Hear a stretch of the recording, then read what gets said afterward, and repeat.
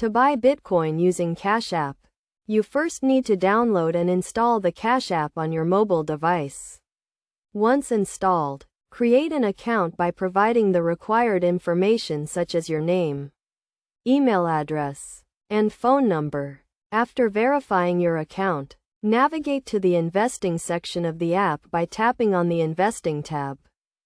In the Investing section, select Bitcoin from the available options and enter the amount you want to invest. You can choose to invest a fixed amount or a percentage of your portfolio.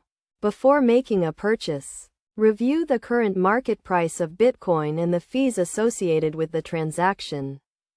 Cash App allows you to buy fractional shares of Bitcoin, which means you can invest as little as $1.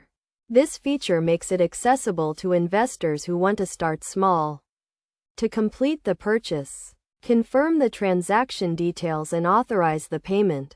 After buying Bitcoin, you can store it in the Cash App or transfer it to an external wallet.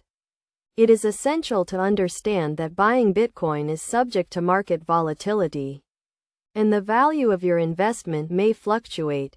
Therefore, it is crucial to set a budget, start small, and never invest more than you can afford to lose.